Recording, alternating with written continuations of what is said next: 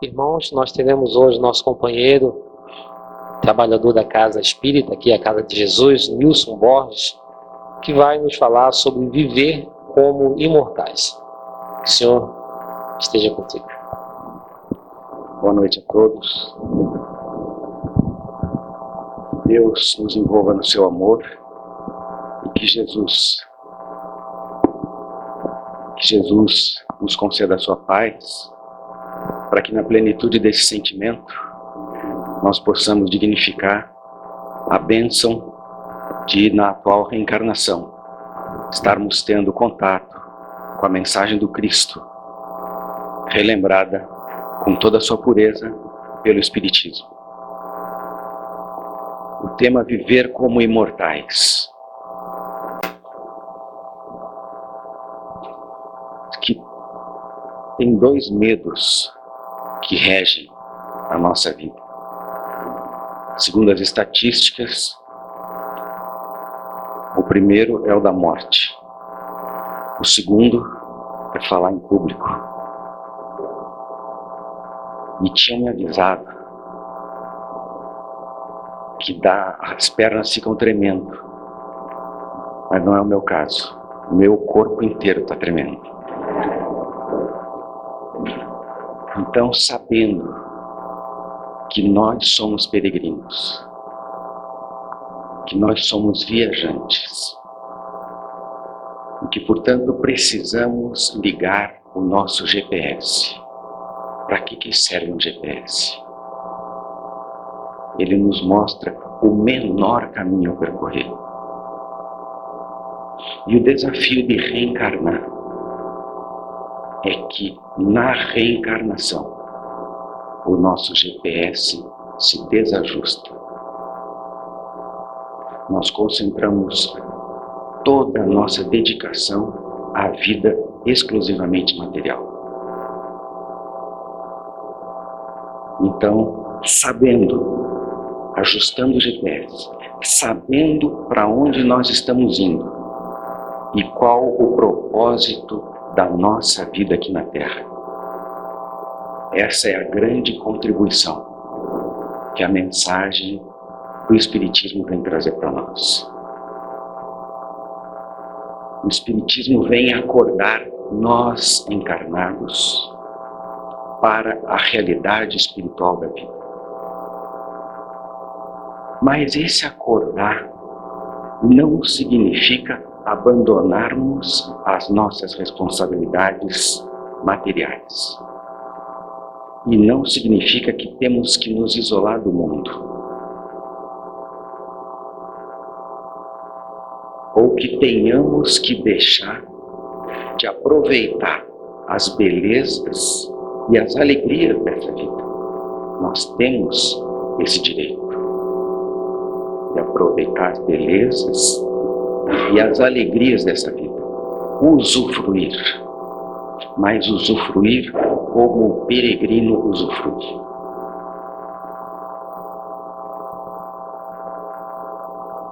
E se nós somos peregrinos ou viajantes, nós não somos moradores. Nós não temos endereço fixo. Se fosse permitido pela espiritualidade superior abrirmos o nosso arquivo espiritual de cada um, até mesmo dos espíritos desencarnados que estão aqui conosco, nós ficaríamos surpresos em descobrir o contrário do que muita gente imagina. Nós já vivemos em inúmeras civilizações. Nós já vivemos em inúmeras raças. Já nos vestimos com as diversas cores de pele. Já falamos inúmeros idiomas. Tivemos corpos físicos muito diferentes uns dos outros. De modo que as raças, as civilizações, funcionam como sala de aula. São classes que nós ocupamos. dissipamos temporariamente. Dr. Morris Schwartz é um norte-americano que durante 40 anos foi professor universitário de sociologia e de filosofia.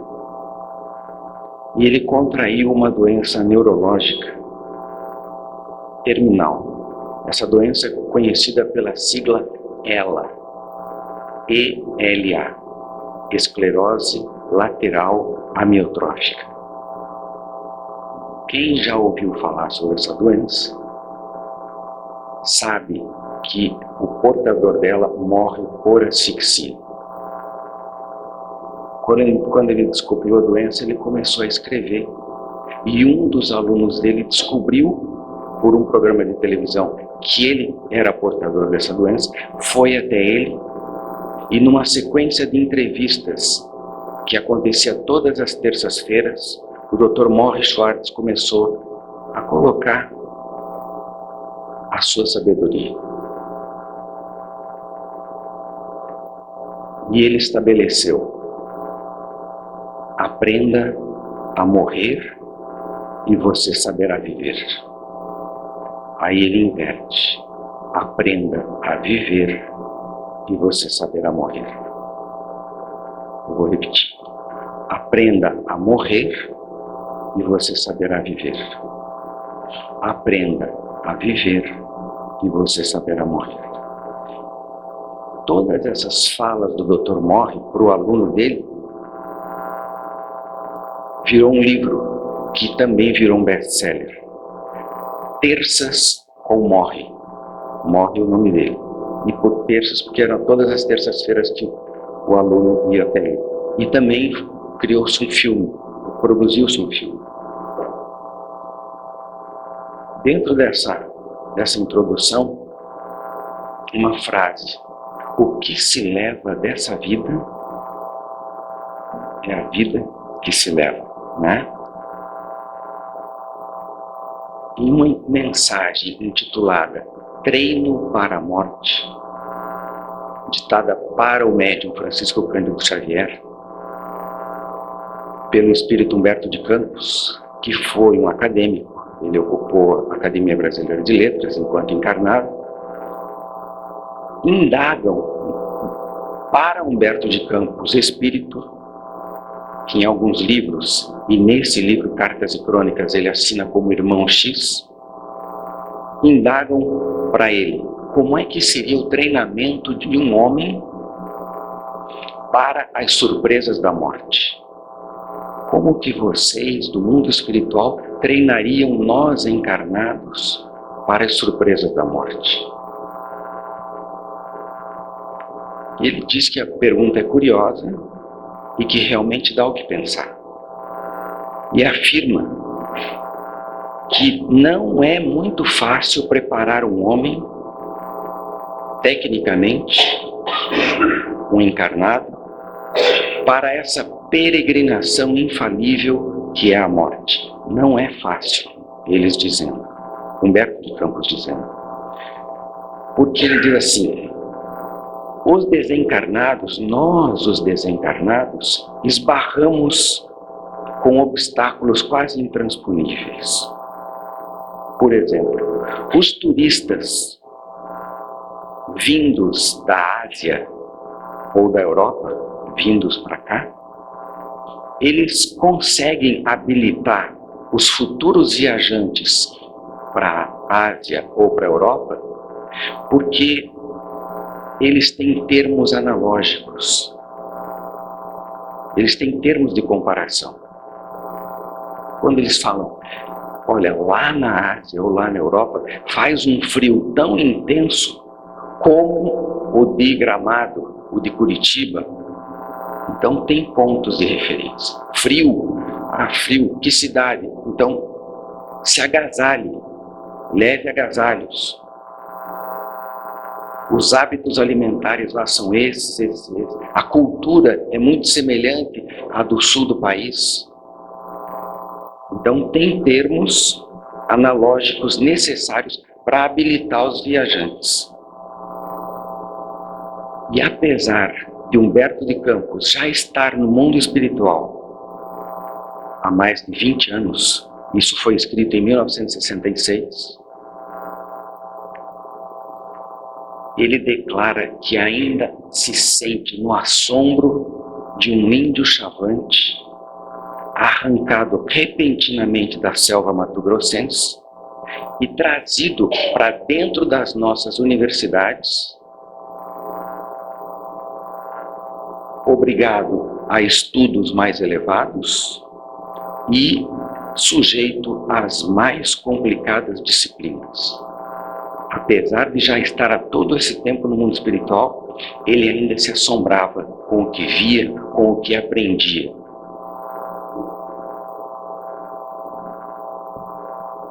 Então, Humberto de Campos escreve: e para começarmos o treino para a morte, devemos viver como espíritos imortais, que todos nós somos.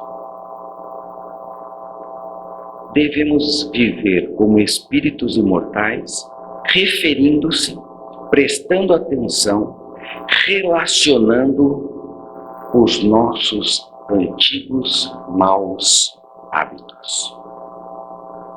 Primeiro passo para nós começarmos a nos preparar para entrarmos no mundo espiritual. Prestar atenção nos nossos antigos maus hábitos. Porque a cristalização, a sedimentação dos nossos maus hábitos aqui no mundo espiritual é uma praga tiranizante que nos embaraça, que nos constrange, que exerce um poder moral absoluto sobre as nossas consciências. Esses nossos maus hábitos põem obstáculos ao desenvolvimento das nossas consciências no mundo espiritual. E ele vai ilustrar agora. Ele diz assim: comece a renovação dos teus costumes pelo prato de cada dia. Pelo prato de cada dia. O cemitério na barriga é um tormento depois da grande transição.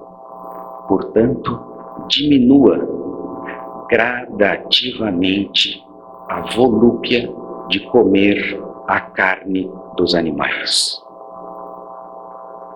Me permitam sublinhar. Diminua gradativamente, outra palavra, a volúpia de comer a carne dos animais. E agora um parênteses na mensagem do Humberto de Campos. Porque Kardec pergunta isso em 1857 para os espíritos. Ele pergunta assim: a alimentação animal com relação ao homem, é contrária à lei da natureza? Eu me alimentar de carne animal, eu estou indo contra a lei da natureza? E os espíritos superiores respondem: dada a vossa constituição física, a carne alimenta a carne. Do contrário, o homem perece. E eles continuam: a lei de conservação é uma lei divina. A lei de conservação prescreve ao homem como um dever que ele mantenha suas forças e mantenha a sua saúde. Para quê? Para cumprir uma outra lei divina, a lei do trabalho. É uma lei divina. Ele, pois, o homem, portanto, tem que se alimentar conforme o reclame a sua organização. O homem tem que se alimentar conforme necessite a sua organização física.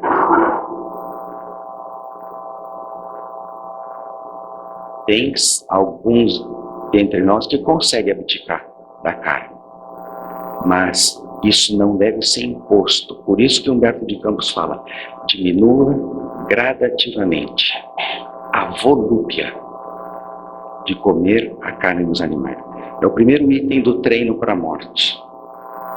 Segundo alerta do espírito Humberto de Campos: os excitantes largamente ingeridos constituem outra perigosa obsessão.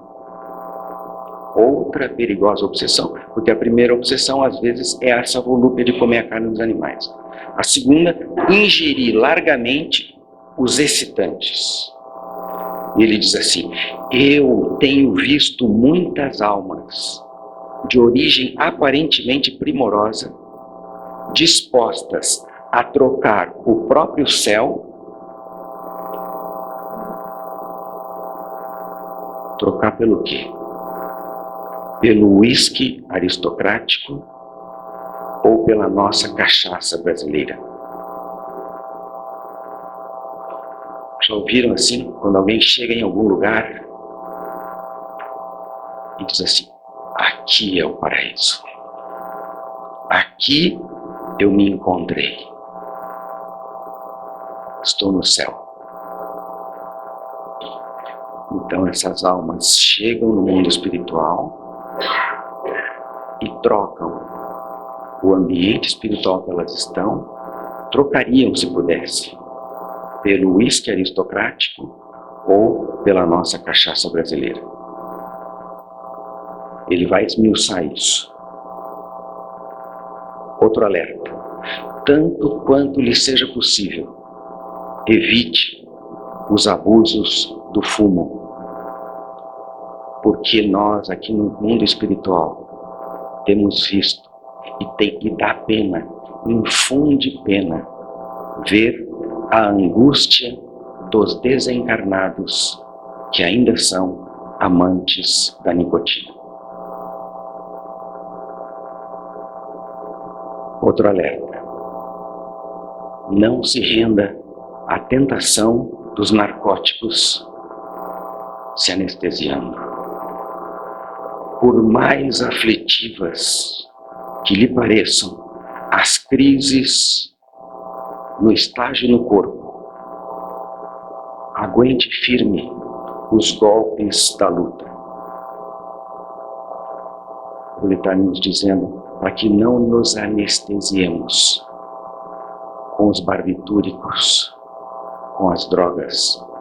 E ele continua: as vítimas da cocaína, da morfina e dos barbitúricos demoram-se aqui no mundo espiritual um largo tempo na cela escura da sede e da inércia. Quando eu estava lendo, me permitam dizer, eu lembrei de quando a gente vê nos telejornais a Cracolândia, ou quando em algumas reportagens a gente vê alguém com uma crise de abstinência. O quanto é doloroso, o quanto inspira compaixão.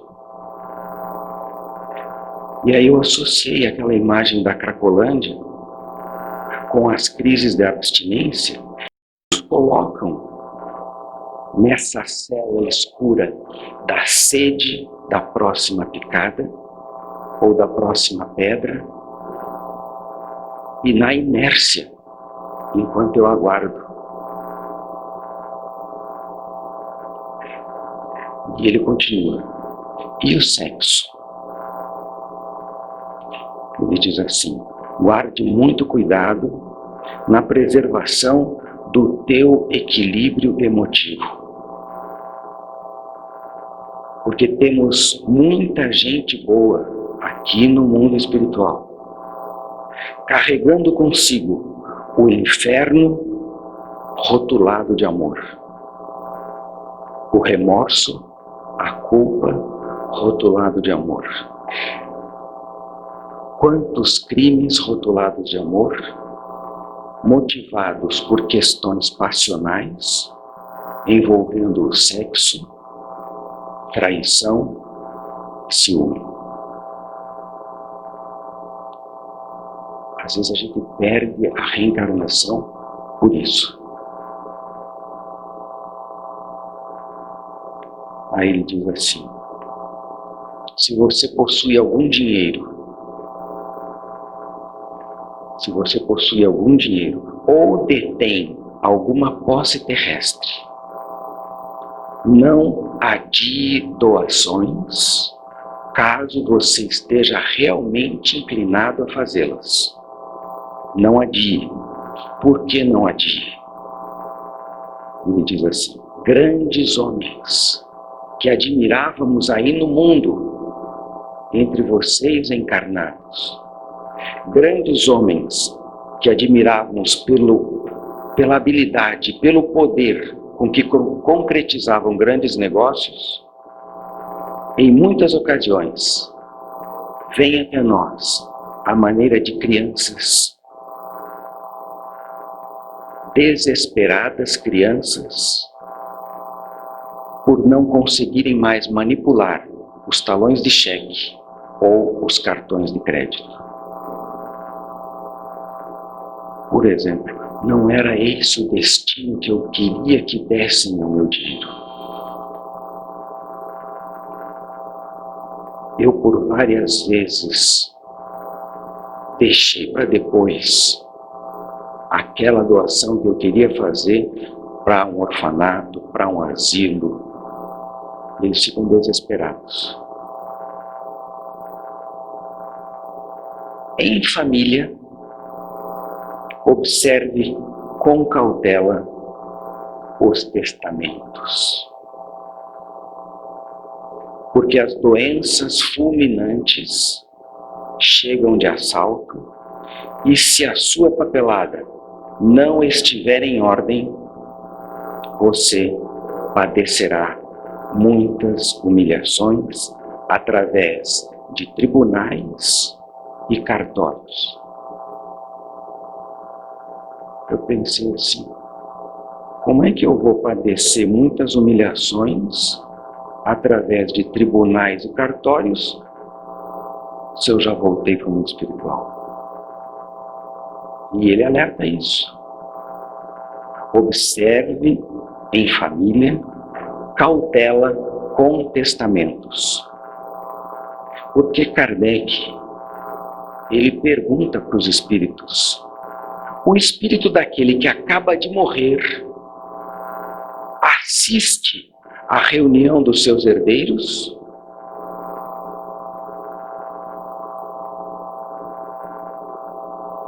Lembra quando a gente falou no começo das classes, das salas de aula? Tem experiências que nós vamos passar para o nosso amadurecimento, para o nosso engrandecimento, diferentes umas das outras. Muitos de nós já estão habilitados a assistir o próprio velório.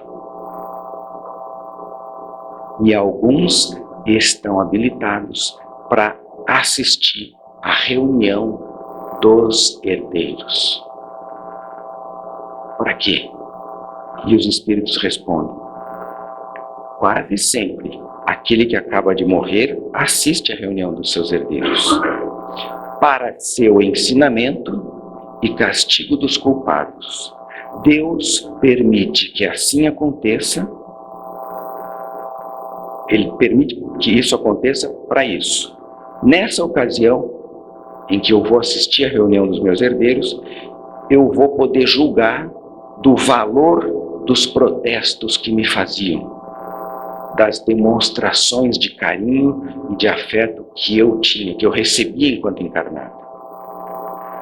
Todos os sentimentos se patenteiam, fica tudo muito claro, muito visível. Ele vai ver a sede com que os herdeiros vão disputar o que ele deixou. com que eles disputam a partilha dos bens. E daí os espíritos concluem: chegará, porém, a vez dos que motivam essa decepção. Porque todos nós vamos desencarnar. Sobretudo, não se apegue demasiadamente aos laços consanguíneos. Olha que curioso isso. Não se apegue demasiadamente aos laços consanguíneos. Ame a sua esposa, ame seus filhos e seus parentes com moderação, sem dependências prejudiciais. Por quê? Na certeza de que um dia você estará ausente deles. E de que por isso mesmo, por você estar ausente deles, eles agirão quase sempre em desacordo com a tua vontade, embora respeitem a tua memória. Eles te respeitam, mas não vão fazer o que você queria. Você já partiu. E aí eu lembrei do filme Nosso Lar. Quem assistiu? Lembram quando o André Luiz quer visitar a família? E os espíritos falam: espere mais um pouco. Não, mas eu estou com saudade da minha esposa e dos meus filhos. Espere mais um pouco, fique um pouco mais aqui com a gente. E ele insistiu e foi-lhe permitido. E ele veio acompanhado de uma enfermeira, a enfermeira Narcisa. E qual foi a surpresa dele? Quando ele chegou e a esposa dele tinha casado com outro.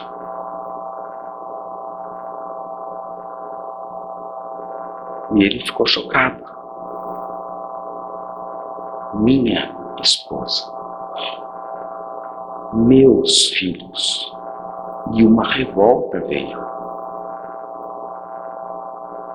E se ele não tivesse se amparado pela Narcisa, pela enfermeira, ela vira para ele e fala: André, esse homem é um benfeitor. Ele está ajudando no equilíbrio emocional e psicológico da tua esposa e está ajudando a educar os teus filhos. Agradeça, André. Aí ele teve um outro choque. E a enfermeira Narcisa fluidifica a água, porque ele estava doente, o atual esposo, e André Luiz ajuda e ele restabelece a saúde. Se você possui o tesouro de uma fé religiosa, qualquer fé religiosa, se você possui o tesouro de uma fé religiosa, viva de acordo com os preceitos que você abraça. Porque é horrível a responsabilidade moral de quem já conhece o caminho sem equilibrar-se dentro dele.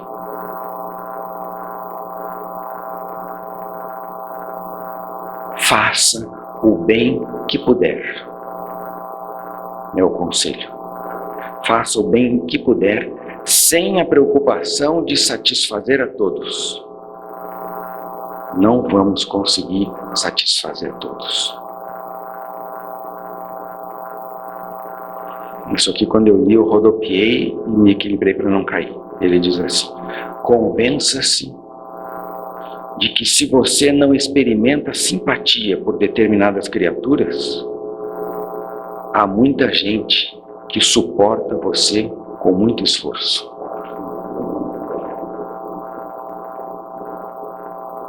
A gente acha que só a gente tem direito de não ter simpatia pelas pessoas, né? Convença-se de que se você não experimenta simpatia por determinadas criaturas, há muita gente que suporta você com muito esforço. Trabalhe, porque o serviço é o melhor dissolvente das nossas mágoas. O serviço é o melhor dissolvente das nossas mágoas. Ajude-se através do leal cumprimento dos teus deveres. Ajude-se através do leal cumprimento dos teus deveres.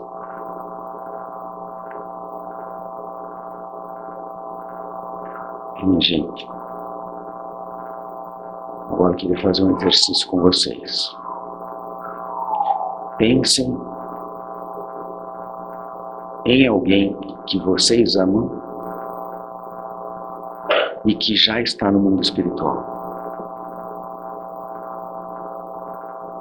Aquele que você lembra e vem aquela saudade. Aí o exercício é o seguinte: depois que nós trabalhamos, porque o serviço é o melhor dissolvente das nossas mágoas, depois que nós nos ajudamos através do leal cumprimento dos nossos deveres, digamos que o nosso bilhete de volta está sem data, ou a gente não pode ver a data. Quando é que a gente vai voltar? Ainda bem, né? Mas para uns pode ser a semana que vem, para outros pode ser o mês que vem. E a gente não sabe a ordem. Ainda bem também, né? Vamos supor que a gente desencarne. Já aconteceu com vocês de dormir e acordar para o lado errado da cama? Ou de tanto você viajar, você acorda e fala: onde é que eu estou? Quando a gente passa pelo processo da desencarnação, a gente atravessa por um período de perturbação. Porque a gente está largando um corpo pesado. A realidade espiritual é muito mais leve.